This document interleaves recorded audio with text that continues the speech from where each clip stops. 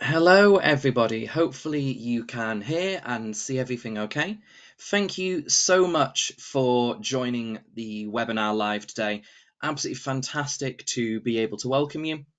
I'm going to kick off at 3:30 exactly, but I will wait just that extra minute just to allow the last few people who are able to attend live to join us live. If you do have any issues with being able to see the PowerPoint, or if you do have any issues with hearing the audio, please do pop a question into the chat. Once I kick off at 3:30, I'm not going to be able to access that chat all that much, so please do pop any issues into there right now for me so I can help you to sort them out.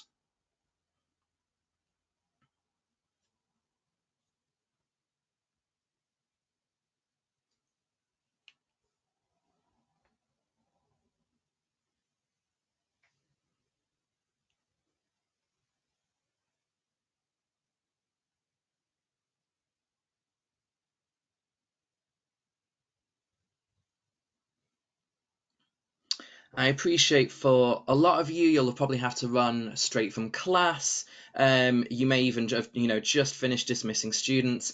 So thank you very much for those who are able to join us live. But I appreciate a lot of people do need to catch up on the recording. That lots of schools won't have even got students out by yet, and we have a huge number of international educator signups for today's webinar as well, which is absolutely fantastic. So in total, my original aim was to get 100 people signed up for these webinars. I mean, we've got 100 people joining us already, and we've only just hit 3:30. In total, just shy of 2,000 signups, which is absolutely incredible. I didn't think we would get anywhere near that number. So thank you everybody for signing up, and hopefully I can repay you with some really good PD today, and then of course over the next few weeks. Just before I get going, I will just sort of see if I can solve a couple of issues. If people have got sound issues, please let me know. I do believe that most of you can hear me. I've not had anybody say that they're not able to hear me. There is one person who is unable to get any sound. I think, unfortunately, that may be your end, so it may be worth just toggling some of your audio output, or maybe seeing if you want to log out and then log back into the webinar and seeing if that works. In terms of people asking for a recording, absolutely, this is going to be sent out to everybody. So whether you're attending live or whether you are catching up on the recording, everybody will get that recording. So it may be later on tonight, or it may be tomorrow, sort of lunch afternoon. But yes, absolutely, this will get shared out to you. Just a couple more people are popping in comments that sound is a bit of a problem. Can I just have a couple of comments just to make sure that sound is working for the majority? Obviously, you don't want to kick off and then find out that I'm just talking to myself. So if anybody is able to clarify any of the sound issues, that would be fantastic. Yeah, a couple of people have now mentioned about sound quality. But yeah, you should be able to enter any text into the chat box. Yeah, a couple of people. Okay, lovely. Lots of people sort of saying their sound is fine. Thank you very much for everybody who's letting me know. Really appreciate that. If you are having an issue with sound, like I say, maybe try that audio output and then maybe try logging out and then logging back in. I will let you know as I head over to my PowerPoint. Now one of my screens is down, so I'm just one screen. So when I go over to the PowerPoint, I'm not going to be able to see. I'm not going to be able to see any of the comments coming through. So I will pop back every now and again just to have a look at questions. But otherwise, I do address how we'll get through questions and some of those things during the webinar. A couple of people saying if there are audio issues to, just switch over to laptop speakers and then mute and then unmute, and that seems to have worked. Right, I am going to crack on. We've got a lot more. We've got sort of about 10 people a minute joining us right now. Let me crack on and get started. So we are, of course, on the first of 6 webinars today, and honestly, I'm so excited to be able to offer these out to people today. So today is going to be that introduction to metacognition. I believe the most important session in any development of metacognitive understanding is that theory session. So that is what we're doing today. Understanding why it matters so much and understanding exactly what it is are crucial to embedding it in the classroom and crucial to sharing these ideas with other educators. You can see that over the next few weeks, we've got sessions around modelling, around questioning, feedback and evaluation, independent learners, and ensuring effective revision. So they're roughly once per week, but we do have a week in about 3 weeks' time where there is a session on a Tuesday and then again on a Thursday.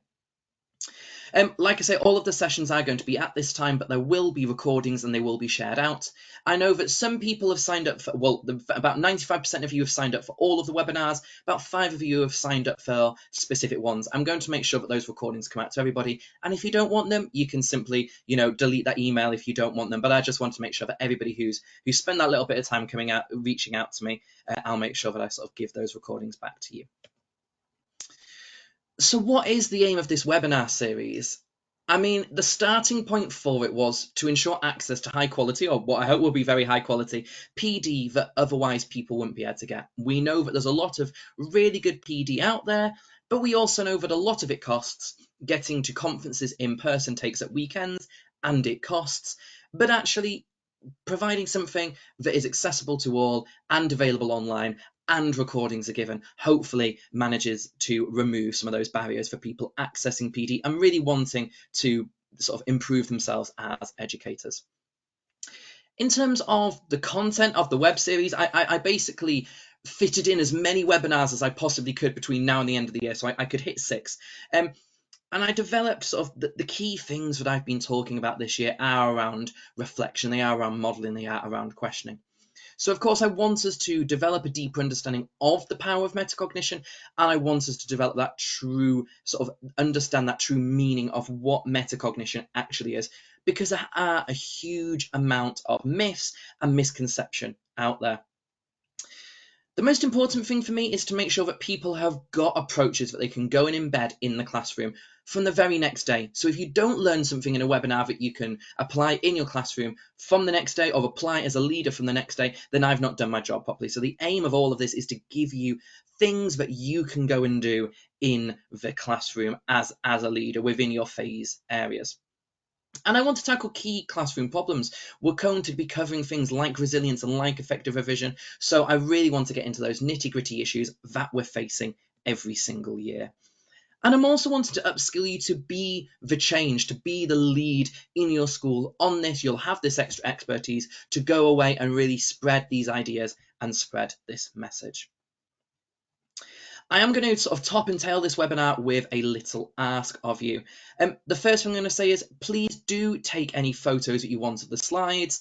Please do post these all across social media. I will reply to you all. I will share everything, but I really would appreciate if you're able to put any comments, put any feedback out there on social media, pop any photos out on social media, and just sort of spread the message, because of course this is the first of 6 webinars. It'll be really fantastic if we can create a bit of a buzz and maybe get to 2,500 attendees for the last couple. That would be absolutely fantastic. So you can reach out to me on X or Twitter, Blue Sky and LinkedIn. Across the board, I'm Mr. Metacognition or Nathan Burns. You'll be able to find me if you put my name into Google. You will be able to see all of those social media channels.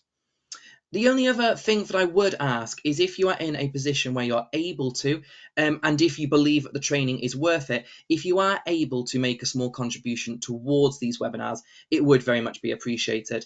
When I started out with the idea of the webinars, I didn't quite have an understanding of how expensive it would be to host them with the emails and the webinar hosting services. It is quite expensive. So if anybody is in a position and values the training and believe that, it is of good quality and you're able to sort of contribute a little bit, you can sort of contribute a little bit through that QR code.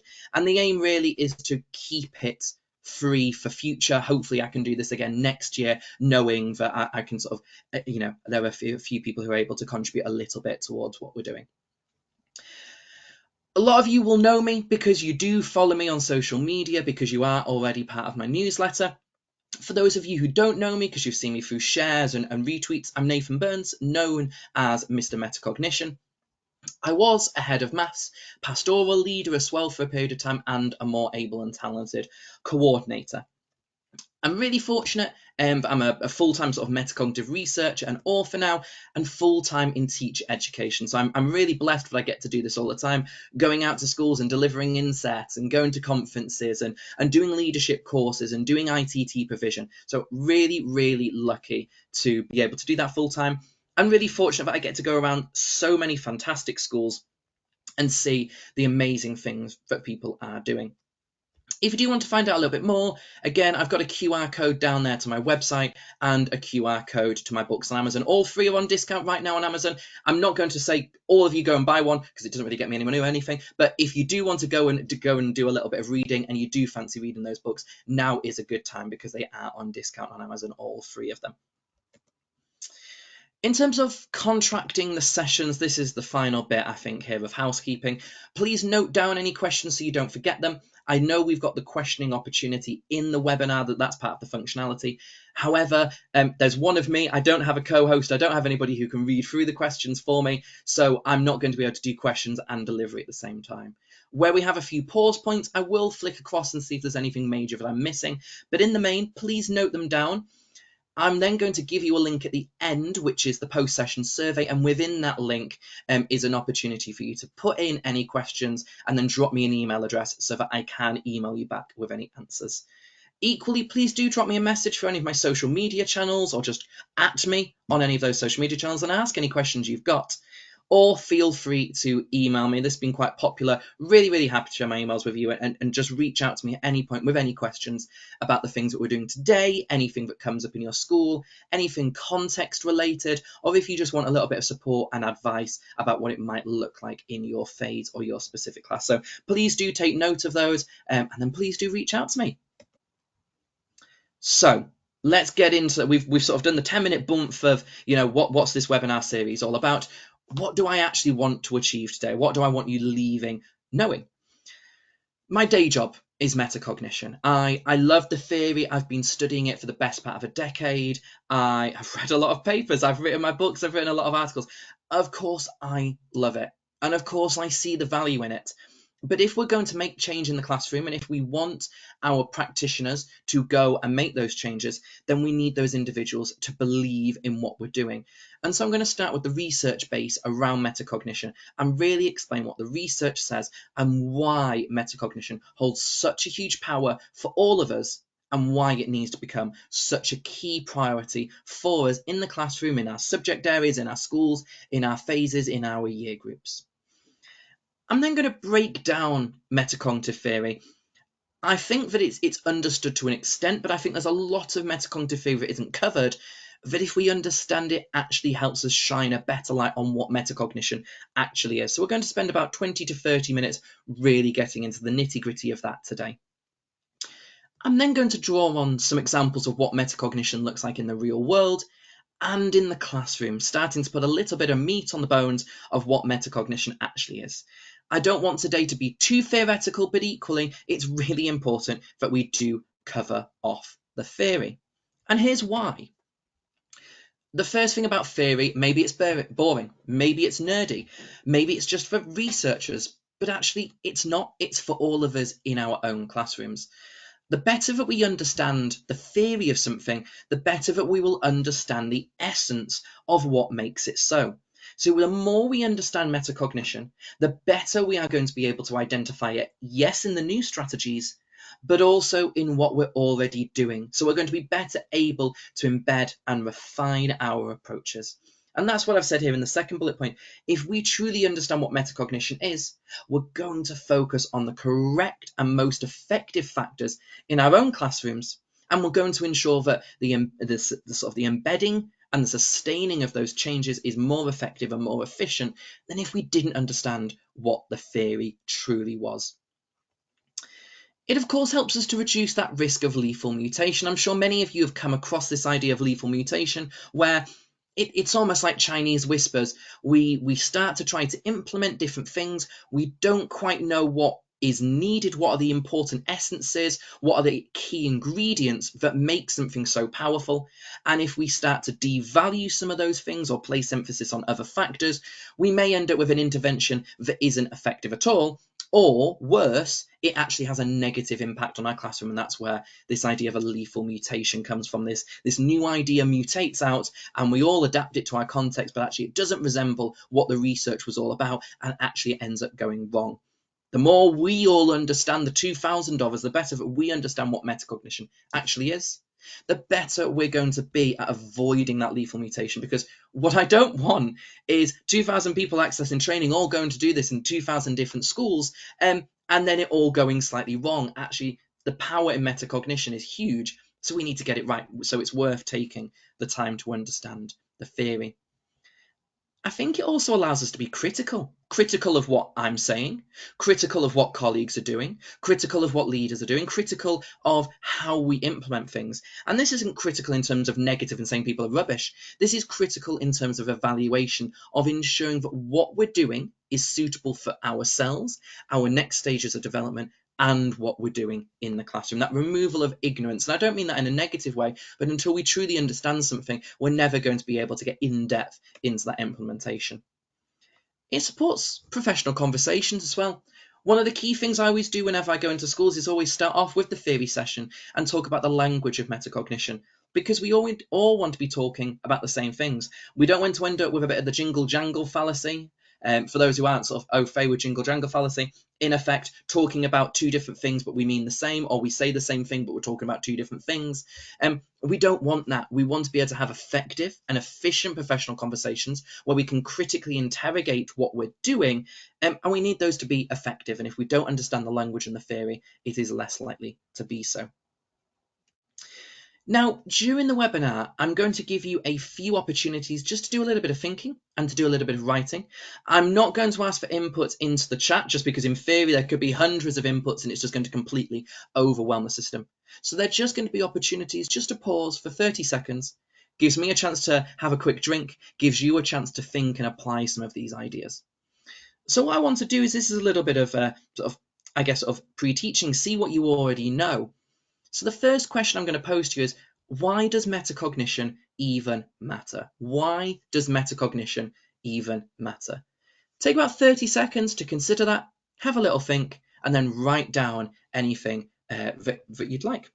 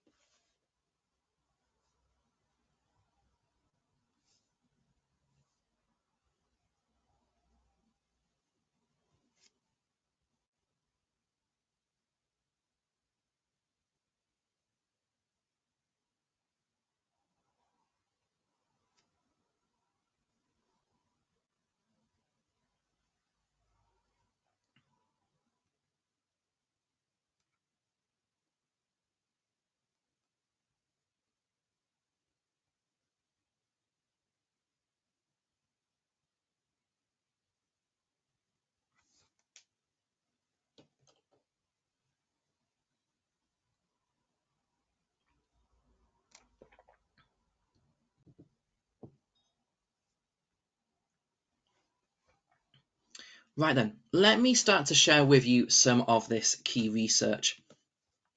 Now, the very first document that I go to is the EEF, the Education Endowment Foundation's document from the best part of a decade ago now. And the EEF, for those of you who sort of aren't aware of what they do, absolutely fantastic organisation based in the UK, doing huge amounts of research, investigating what the literature says, carrying out their own research, and identifying the most important things that we can be doing in our schools and in our classrooms to really transform the education that our students get. Now, like I say, it was several years ago that the EEF had a look at metacognition. And at that time, they found that of everything they had looked at by 2019, metacognition was more powerful than any other approach that they had looked at. More powerful than any other approach that they had looked at. But of course, 6 years has gone by now. There must be something that they've investigated that is more important, that has a greater positive impact on attainment. There must be, right? There isn't. Metacognition still sits at the top of their toolbox for the approaches that we can take in the classroom to maximize learning. So if we really want to turbocharge our students' development, then we need to be developing their metacognition, because that, above and beyond anything else, will turbocharge it the most. And the EEF actually say that it will lead to 7 months improved attainment every single year.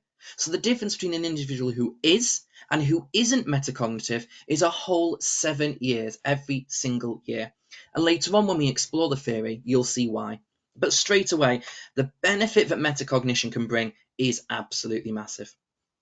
Equally, the UK Schools Inspectorate, Ofsted, again, best part of a decade ago now, when they did their sort of big review of research and literature to determine what was actually effective and what they needed to be asking schools to do, they drew up a document around high quality and effective PD for educators.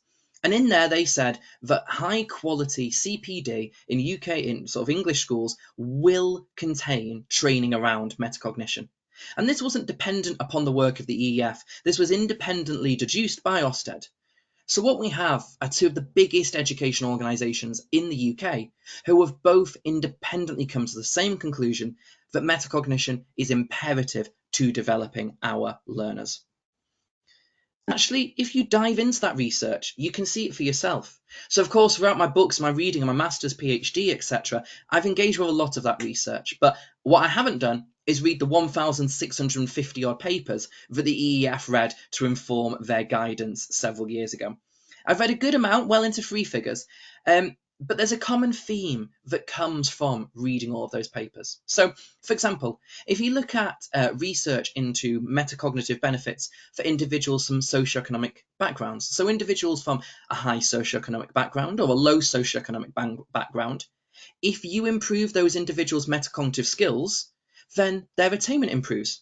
And there's no difference. It's not as if high socioeconomic background individuals improve so much more. It's not. All individuals improve a significant amount. It's also true of prior attainment. If you take an individual who is high prior attaining, mid prior attaining, and low prior attaining, and if you compare the progress made when sort of their metacognitive skills are developed, it is turbocharged with that metacognitive development. So regardless of all of those factors written on the screen, sex, behaviour, SEN status, age, wherever those individuals have their metacognitive skills improved, their attainment goes through the roof. It massively, massively improves. Which means regardless of the context that you're working in now or that you might work in future, regardless of all of that, this is going to work for your students. The evidence is incredibly strong. It works for all individuals, regardless of those demographics and characteristics. But there's a few other things that I think it's really important to share with you as well. Of course, I haven't put a sort of a phase limit on these webinars. I've not said, oh, it's only for, aged 11 to 18, it's only aged 2 till 7. This is a fundamental approach that works across all phases. It isn't something for just our adult learners or just our early years or primary or secondary. It is for all of our learners. So regardless of the setting that you are in, developing metacognition is going to help develop the attainment and support the attainment of the young people that you're working with. Or even if you're working in HE and you're working in adult education, it's still going to support. So if we're learning, if we're looking to developing metacognition is a key part of that. It also works across curriculum areas. This isn't just something for a maths teacher. This isn't just something for a history teacher, an English teacher. It's not just something that works in the arts or in physical education. This works everywhere. So from drama and dance over to maths and science and geography over to RE and all of your languages, whatever area that you are teaching, this is a crucial thing to be developing. The research shows that it works to develop our young people. One of my favourite things about metacognition, if I'm allowed to have favourites, is the fact that it can so easily tie in with so many other areas. Lots of the time people come and ask me, actually we want to work on metacognition. Where do we start? And the starting point is by identifying what you've already been working on, what you're currently working on, or what you're about to go and work on. Because metacognition ties into so many different areas. So I've given some ideas there around feedback and modelling and questioning. And as you'll have seen through this webinar series, there are multiple different areas that we're going to be having a look at with regards to metacognition. It ties into the other things that we're doing. So it really is a two-bird, one-stone pedagogical approach. It's really important just on its own, but it can really help complement other areas that we are looking to develop. And there's a few other things that I want to share with you, and I call these my coal face benefits. So, okay, we know that this massive literature says it works for all of our students, and Ofsted say it's great, and it's identified by the EEF, and in theory it works in all ages and it works for all subjects. Okay, great, great, great. What am I going to see with my students if I improve the metacognitive skills of my students? What is going to change? And the first thing is problem solving. Problem solving isn't just something for maths. Problem solving is something intrinsic to cognition, of learning, of developing. We need to be able to problem solve. But we know that it's difficult. We know it's difficult to comprehend. We know it's difficult to deduce. We know it's difficult to tie ideas together and choose appropriate approaches. We know all of those things are difficult, but again, where research has looked into developing metacognitive skills and the impact that that has on problem solving, it is a positive impact. I also love skill transference. The analogy I give here is, can you ever remember a time, and it probably was today, if not this week, definitely in the last couple of weeks, but can you remember a time where you have taught students something and they've all done really well, and you give yourself a pat on the back and you go, right, I've nailed that. And then you give students the next task or the next problem, or the next set of questions. And they're only subtly different. Students just need to apply their learning in a slightly different way. They'll be fine. And you give the students the work and they look back at you in disbelief, as if you've never taught them this thing before, as if you're speaking a completely foreign language to them, as if they've got no clue. And that's because the individuals that we're teaching are novices and we are experts. And so we've seen all of the ways that our curriculum can be put together, and we've seen all of the different ways that we can we've got a deeper mental model, right? We know all of the efficiencies and we know the most effective approaches, and we know where we can pull one piece of information across from one area to another.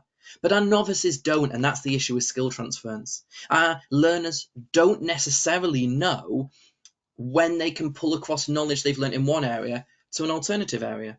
They don't know that a strategy they've used in one context ought not be used in a different context. So skill transference is absolutely imperative to effective learning, the ability to know when and when not to pull across learning. And actually, if we improve metacognitive skills, you've guessed it, skill transference works and develops yet further.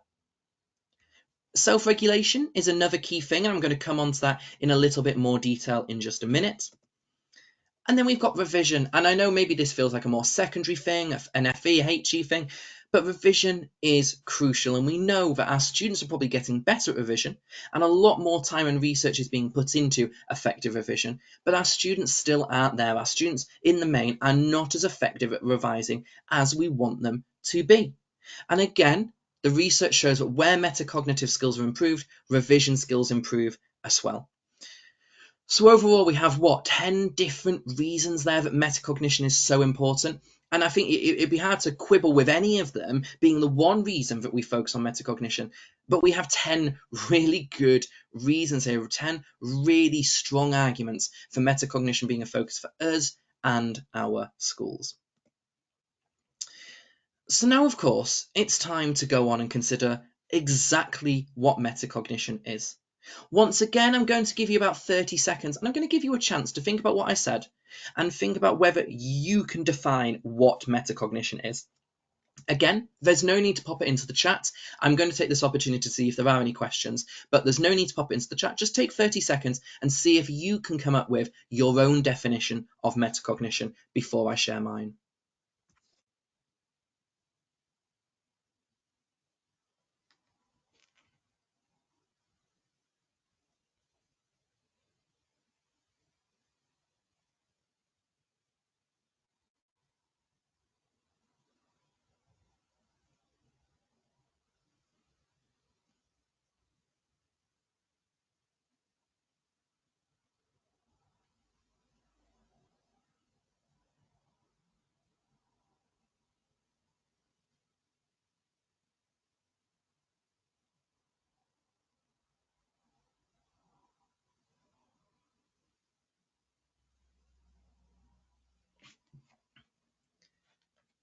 Right then, let's crack on.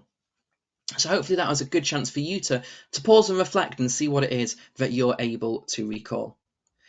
I'm going to build a bit of suspense here, actually, being a little bit cheeky, but I'm going to tell you what metacognition isn't. So metacognition is not the same as self-regulation.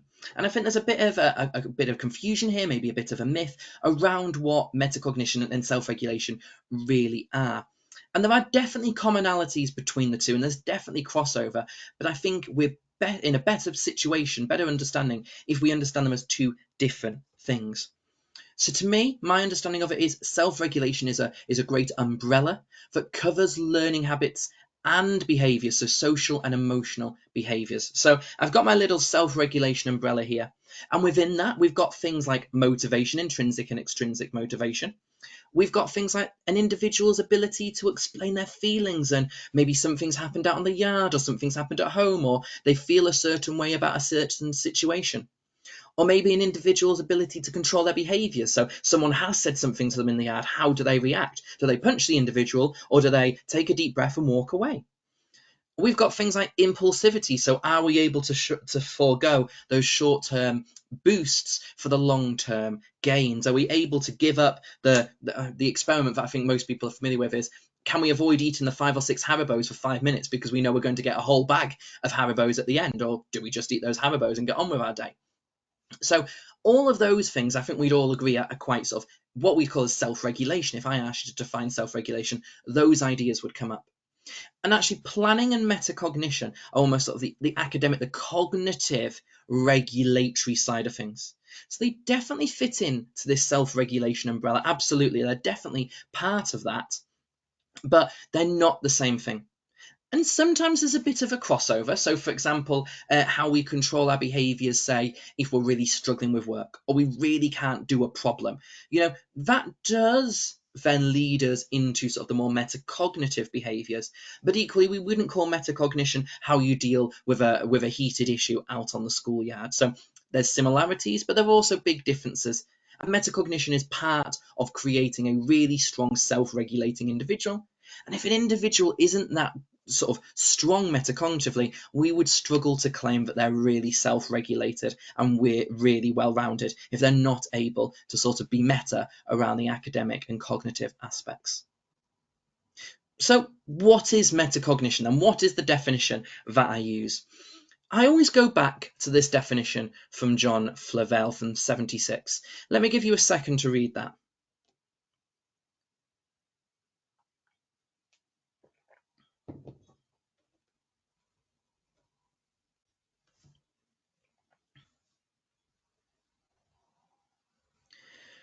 So I think there's two parts here to Flavel's definition. The first part is, I'm being metacognitive if I notice that I'm having more trouble learning A than B. And here I think Flavel's getting at the point that we need to interrogate why something has or hasn't gone wrong. If I was to give you all 10 maths questions now, or sort of a general knowledge quiz, if you were to get 10 out of 10, would you just go, yeah, smashed it, and move on? Or maybe you got 0 out of 10 and you went, nah, wasn't my day, and you move on. Well, actually, that's not being metacognitive. Being metacognitive would be to go, well, I got 10 out of 10. Well, why did it go so well? What is it that I did that meant that I was successful? Or if I got 0 out of 10, well, what didn't go well? What is it that I need to work on? What is it that I need support with?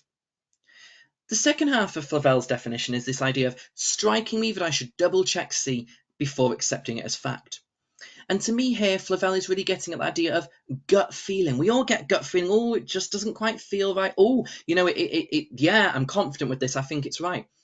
And actually, gut feeling is a very cognitive and metacognitive response, because gut feeling is formed upon our experiences. It's based upon the models that we've seen. It's based upon the wider reading that we've done. It's based upon the mental model that we have developed in a given area.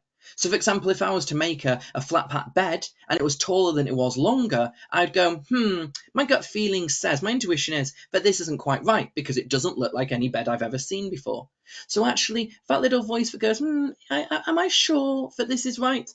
That is metacognition. That is the little voice that is really getting at, is this right? Why is it right? Why is it not? And it was that that really helped me to develop my own definition a couple of years ago that I put into my first book, Inspiring Deeper Learning. And I wrote that metacognition is that little voice inside your head that constantly evaluates and informs your decisions. So I'm getting at many of the same things that Flavel is getting at, that metacognition is invisible, that it's inside our head, that it is part of our journey of considering what is going well, what isn't going well, and how am I going to improve? How am I going to get better? But it's not an easy thing to do, this idea of metacognition. If it was easy to understand and if it was easy to do, we'd all be doing it all of the time. And we wouldn't be saying, oh, it's 7 months improved progress, because we'd all just be doing it. And the first issue is it's invisible. We cannot see metacognition. It's firmly locked in our heads. So unless we narrate it, unless we model it, unless we're asking questions about it, it remains invisible and we're not assessing and we're not developing it. It's quite a complex theory. I've shared a couple of definitions with you there. And though I think they help capture what metacognition is to an extent, I don't think they give us a full and true understanding of exactly what metacognition is. So it is a complicated theory, and actually any definition that requires an explanation, well, it's not the best definition. It isn't completely clear about what it is you're trying to define. And metacognition is completely reliant upon both cognition and motivation. So, for example, if I was to ask somebody to go and make me a cup of coffee, and they just turned around to me and they said, no, absolutely not, I'm not making you a cup of coffee, well, then we wouldn't be able to consider metacognitively how good their coffee making skills were, if it was too strong, if it was too weak, if they let the kettle boil, did they let it cool down, or did they put in boiling water and they burnt the coffee granules? We wouldn't be able to consider and evaluate any of those things.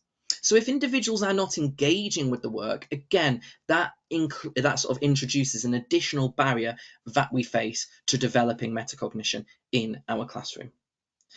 So I feel like I've just said it's really difficult, it's really hard, it's invisible, and our students might not be doing it. This seems quite doom and gloom, but it isn't all doom and gloom. We're going to come out the other side now, and we're really going to cement our understanding of what metacognition is. And we're going to start off here with our brace map. On the left-hand side over here, you can see the metacognitive theory. But actually, that's what we just had definitions for. We had my own and we had Flavel's in the 70s. But actually, metacognition is broken up into two areas. We've got knowledge of cognition, and we've got regulation of cognition down here at the bottom. And as you can see, both of these areas are split into 3 further parts. Now, what we have here are sort of 6 things that make up metacognition. And it's actually these 6 things I spend a lot of time writing about and providing training on, because it's these 6 things that we really want to develop in our young people, in our learners. If we can develop these 6 different areas, we're going to be developing a really strong metacognitive individual. If we can improve their monitoring, they're going to do better. If we can improve their knowledge of self, they're going to do better. So actually, the definitions of metacognition kind of don't matter, because what we really want to focus on are these 6 areas. And actually, as these webinars go on and over the course of the next few weeks, we're going to keep referring back to these areas. And a lot of the justification I have for the different approaches that I'm going to share with you are, well, they support better evaluation. They support better knowledge of strategies. They support better planning. So actually, we're trying to find ways of developing what I've now dubbed almost like the foundations or the cornerstones of effective metacognition. This is really what we're trying to work on. So let's actually take a deeper dive and understand what those things actually are. Now, the first thing is knowledge of task. Now, knowledge of task is in effect comprehension.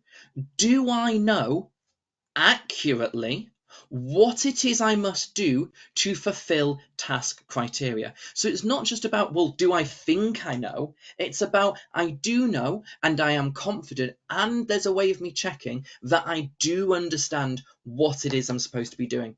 Because again, we've all been in that situation where our students say, yeah, I know what I'm doing. They go off, they come back, and the work isn't anywhere near what we wanted it to be. So Actually, we're wanting an accurate comprehension of what it is we're supposed to be doing. Because if we don't understand exactly what it is we need to be doing, then we're very unlikely to hit those task criteria, aren't we? We're very unlikely to fulfill those task requirements. If we don't accurately understand them, if we don't completely know what they mean, then we're likely to be struggling. Once we have determined those task criteria, we then come on to knowledge of self. And this I've defined, not very helpfully, I appreciate, as knowledge of knowledge. And what I mean here is once we've determined what it is we've got to answer a question on or a problem on, we then need to make sure that we're choosing the correct information, the correct knowledge to actually do that. And again, we'll all have seen students shoehorn in information because they remember it, but it isn't actually relevant or helpful for the given question. Students just mention it because they know it. So actually, knowledge of self is, well, what information ought I include? And of that information, what do I already know? Okay, right, great, I can build that in. And what information ought I include that I don't yet know and need to go and find out? And then lastly, we've got knowledge of strategies, because once we know what it is we have to do, and once we know what information we ought to be including and which information that, yes, we might recall it, but we need to disregard, once we know that, we then need to understand how to go about answering the given question. And most of the time, there's going to be more than one way of actually completing a task.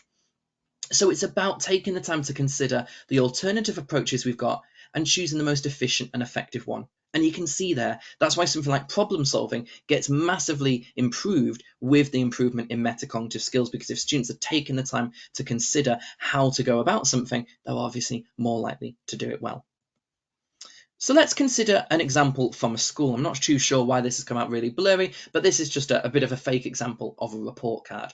So regardless of the context that you're in, imagine now you are having to write student reports. And I know for a lot of you, you'll have just been doing that, especially in primary settings, getting them done for the summer terms. Now, when you're being asked to write reports, you firstly need to understand the task. What information are you reporting? Are you reporting an overall grade? Are you doing a written comment? Are you doing a written paragraph?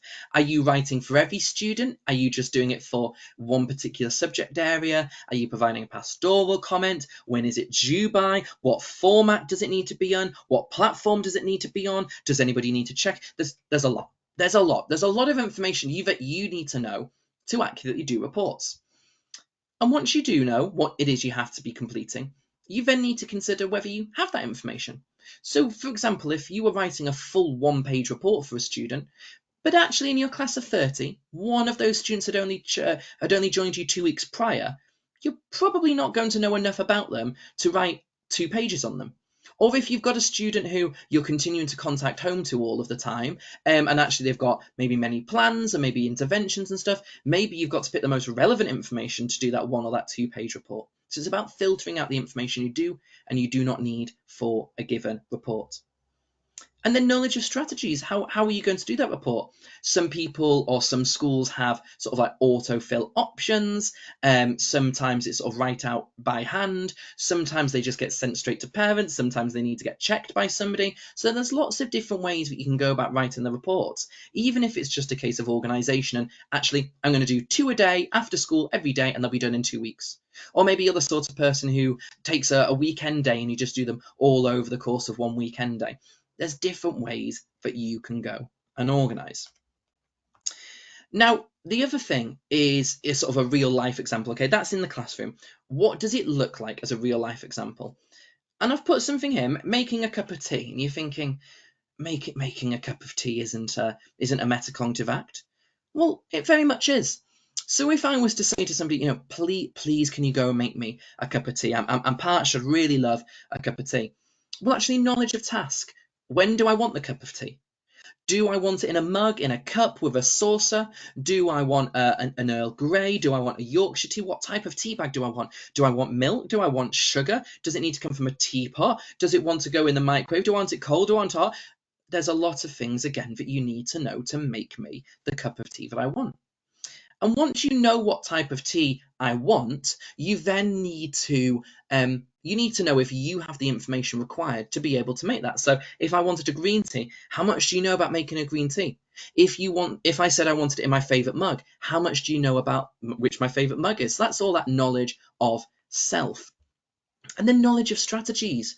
Well, are you going to use a teapot? Are you warming the teapot up? Are you doing it, making it in the mug? Are you making it in the microwave, an American tea? Are you using loose tea, and are you using a strainer? Are you using the little tea bag pinchers? Again, there's so many different ways you can make a cup of tea, and it isn't just a case of, oh, I do it like I always do it, because if that's not how I want it, if that's not how the question is asking for it, that's not going to fulfill those task requirements. So yeah, maybe a silly little example there with the cup of tea, but the main point here is for even something as mundane and everyday and obvious as making a cup of tea is actually a very metacognitive process. So if I can make making a cup of tea into a very metacognitive process, then you can absolutely make the cognition in your classroom into a metacognitive process. And that brings us now on to that second half of metacognition, that regulation of cognition. And it, of course, kicks off with planning and approach for the task. The problem is, I think we see planning all the time. We're constantly saying, plan for this, plan for that, plan out your work, plan out your revision, plan out your answer, plan out your feedback. We're always planning. But what do we actually mean by that word? Well, planning is just these three things. And now you know it, it maybe seems obvious, but imagine if every time we asked our students to plan, they considered their knowledge of task and ensured that it was accurate. They considered their knowledge of self and ensured they chose only the relevant knowledge. And they then considered their knowledge of strategies and chose the most effective way of completing the task. That feels like a utopian world, an absolute dream, but it is possible, and that's the power of metacognition. So yes, just by saying to students, consider your knowledge of task, self, and strategies, we're not going to get there.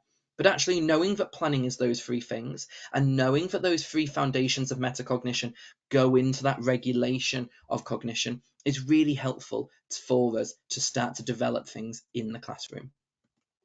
So we've done our planning, and that then brings us on to monitoring.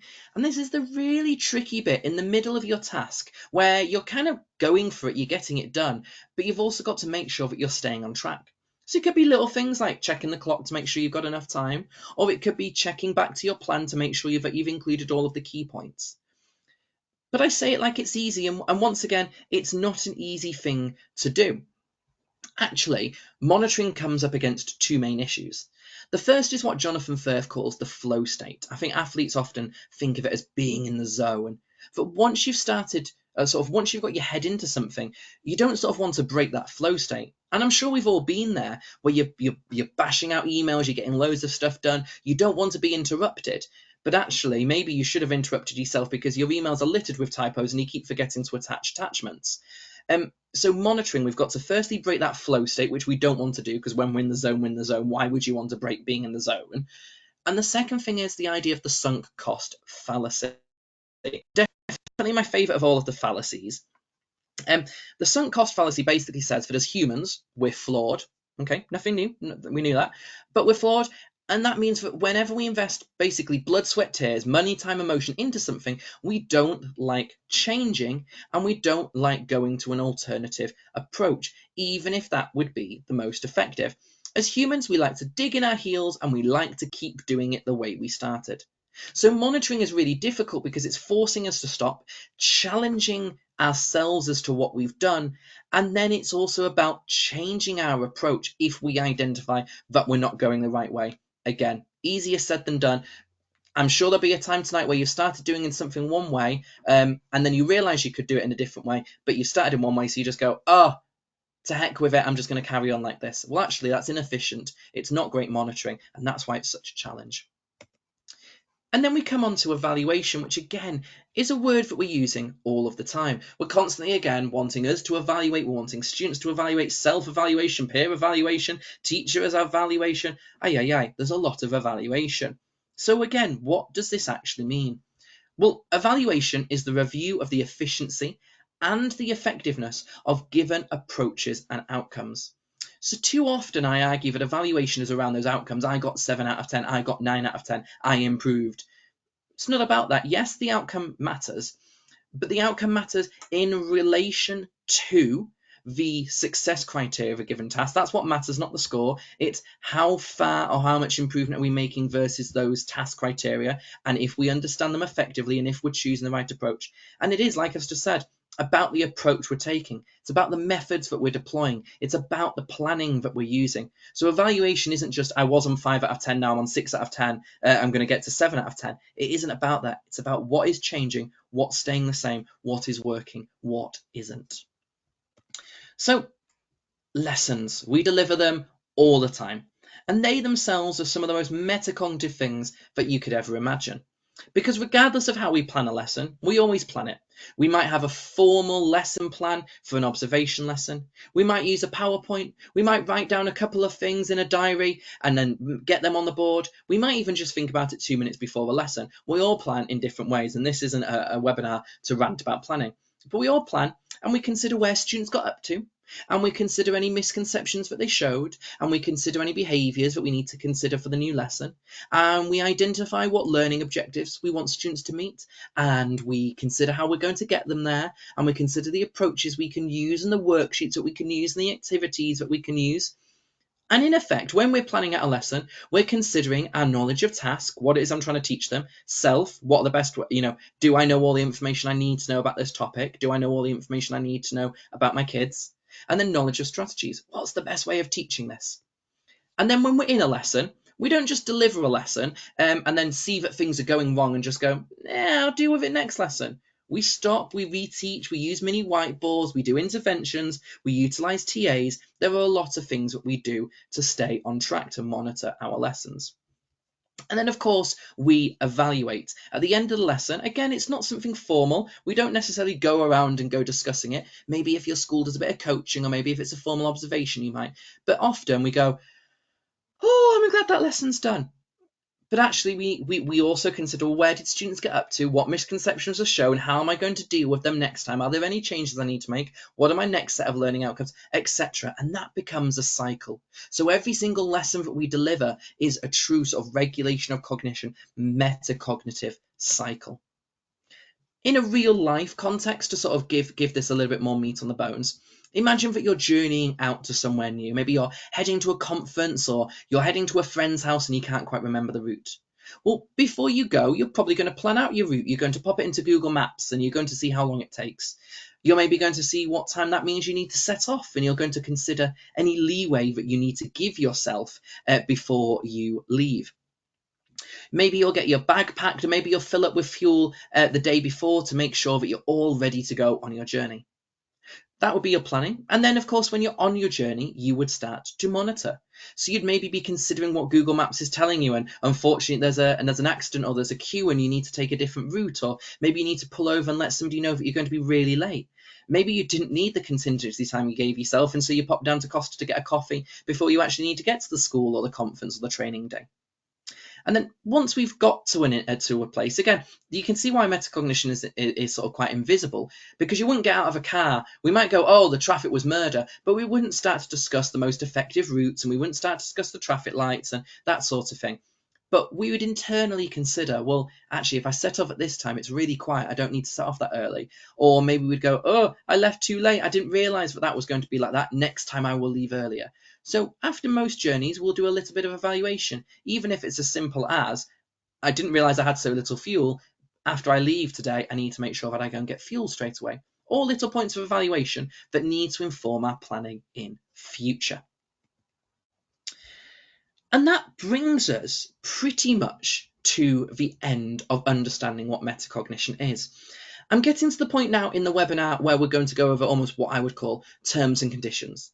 What are some of the other things that you need to know in order to develop metacognition effectively? And I think one of the things that people really like to know is around levels of metacognition. So it's not a dichotomy. It's not as if you can switch it on and switch it off. It's not as if we do one of these different approaches and we can, suddenly get 7 months improved attainment. It's not going to happen overnight, and it's not going to happen with just one intervention. It's a long-term process, and we're going to have to do lots of different things to support our students. Now, the work that helps us understand the levels of metacognition best, I believe, is the work by Perkins from 1992. Really fantastic work, and it helps us to categorize our different type of metacognitive learners. Now, Perkins identified that first category of an individual who is tacit. So that individual is not even aware of the cognitive processes that they're going through. They're maybe scarcely engaging with the work. They're just copying the model off the board. They may be doing that one you do question because it's the same strategy but different numbers, or they're just changing the word at the end of the sentence. They're going through the motions. An individual who is aware, they know that they're going through those cognitive processes. They know that they're changing things. They know that maybe they're doing a bit of planning and they're evaluating and they're maybe changing some bits, but they're not actively engaging with it. So in effect, they know that they could plan to improve and they know that they could evaluate to get better, but they don't do that. They're very passive. Then we start to get the type of metacognitive learner that we do want. And that individual is strategic. And that type of learner is planning out their work and they're evaluating their cognitive action, very much in the same way as the definitions we gave a couple of slides ago. They're considering their task and their self and their strategies. They're considering the approach and the outcomes that they achieved and what it is that went well and what it is that needs to improve. And lastly, we have the dream metacognitive individual. This is what we want schools full of. This is where we get those 7 months improved attainment. Because not only do those individuals plan and they evaluate, they also do that horrific thing of monitoring that really goes against human nature and the sunk cost fallacy and flow state and all that. The really tricky thing about monitoring and staying on top and improving as they go, those reflective individuals are doing it as well. And I said earlier that you would quickly be able to see the difference or why an individual could be 7 months improved by being metacognitive, and actually understanding the difference between an individual who is tacit and an individual who is reflective. You can probably quite quickly see why there are such big differences in the learning profiles. So I did have a thinker right here, but actually I'm going to skip over this just because there's a couple of other things I want to let you know before we start to wrap up the session. The first thing is that metacognitive abilities do hinge upon the cognition. I mean, the word is quite literally metacognitive. And that means that where cognition varies, metacognitive evaluation and metacognitive skills can also vary. That's both between subjects and also potentially within a subject. So, for example, an individual might be fantastic at planning out their algebra questions, but it doesn't mean that they're going to be a superstar at probability. So that's not to say that these abilities don't translate across cognitive domains. They will, but just because someone is fantastic metacognitively in English doesn't mean they're going to be fantastic metacognitively in interpretive dance, okay? So it's a caveat, it's a terms and conditions. Just be aware of it. Let's not make any assumptions that because they were metacognitively superb in one area, they're going to be metacognitively superb in every other area. I'd also say that metacognitive skills have to be developed within the context of content. They need to be developed within that wider curriculum. This isn't an enrichment opportunity. This isn't a bolt-on. This isn't for our high prior attaining students. This is about embedding things clearly into our curriculum and into our lessons. It is metacognitive. What we don't want to do is, just have a metacognitive Monday or a thinking Thursday. That isn't helpful for us. It isn't helpful for our students. So we need to make sure that we're embedding it into all aspects and we're not trying to teach it as a discrete lesson. We don't want to try and put this into a PSHE or a tutor time. We need to be building this across the board into all of our lessons and having metacognition at the forefront of what we're doing rather than trying to teach planning strategies in 1 hour, outside of a subject domain. That doesn't, however, mean that we don't teach the strategy itself. So if we're introducing a metacognitive writing frame, for example, then of course we can teach that explicitly, but we're going to teach it explicitly within the context of content. Cognitive load implications, again, I'm going to make sure that these slides do get sent out to you. I'm going to add these to my website, so you are going to have access to all of them. But yeah, there are 2 inputs, curriculum and metacognitive. So what we need to make sure is with cognitive load, we of course don't want to overwhelm our learners. We only want our learners really to be focusing on one area at once so that we're not completely overwhelming them. So I suggest that where we're developing new curriculum, we can look to use a metacognitive strategy that students are already aware of, or vice versa. What we don't want to be doing is introducing new content and metacognitive consideration at the same time. So for example, if we were introducing the solving equation, we wouldn't want to demonstrate to students how to expand it and how to divide by the constant and compare and contrast those two approaches if this was the first time students had ever done it. Instead, we teach students how to expand, we'd teach them how to divide, we'd teach them some mixed practice, and then we would get students to consider the pros and cons of each of those strategies and really start to thrash it out about which is the best one to use and when we should be using one of the two approaches. Now, I had wanted to spend a little bit more time on the myths of metacognition, but unfortunately, I think I'm just going to have to give you the headlines and give you the opportunity to ask any questions that you might have via email. So I'm going to go through these quickly because I know we've only got a couple of minutes remaining now. The first myth is that metacognition is just for high attainers. Maybe that's true because it's reliant on cognition. We don't want to overload students, or maybe we don't believe they're capable. It's all rubbish. Metacognition can be developed in students at any age and any attainment level as long as the cognitive actions are happening. So if cognition is happening, we can be meta. And it's exactly the same here. Of course, metacognition is for our SEN students. Perhaps we need to scaffold and perhaps we need to adapt, but that is true of any and all of the students that we are working with. It's not for older students again. Older students are higher attaining. They're working at a more difficult level. It's more complex. They need to be more metacognitive. Well, yes, they need to be metacognitive, but so do all of us. So do all of our learners. Again, it's not just for girls. Maybe girls revise better. Their notes are neater. Academically, they're doing more. They're more studious. They're the ones who are being metacognitive. They're the ones who are going to help. Well, no, the cognitive action is happening. The metacognitive can also occur. So, a few key takeaways for you. Theory is crucial to supporting improved implementation. Okay, theory is really important. That's why I've had a session on it today. Metacognition is also this consistency of planning and monitoring and evaluation. And we know that planning is really broken down into knowledge of task and self and strategies. We know that metacognitive skills can have weak transfer power, and we need to be aware of that. And we know that there are myths about the suitability for students, but actually the research shows us metacognition is for everybody. We also know that previous implementation, I skipped over that a little bit, was poor and not necessarily true for literature. So, a few things. What's next? So like I asked at the beginning, I would love it if you could share things across social media. Any photos you got, please do pop them up on social media. That's fantastic. What I would really love it if you could do is on the right hand side there is a QR code for a survey. If you're able just to take 30 seconds just to pop on there, that is also your best opportunity to ask any questions if you don't want to sort of email me directly or ask on social media. So please do go to that survey. Please do drop me a little bit of feedback and let me know what else you want to know. Obviously, we do have the webinar themes, but if there are things that you want me to cover off in those webinars, then please do mention some of those ideas. If you want to sign up to my newsletter and you haven't already, comes out about once a week or once a fortnight. Again, there is a link to sign up there.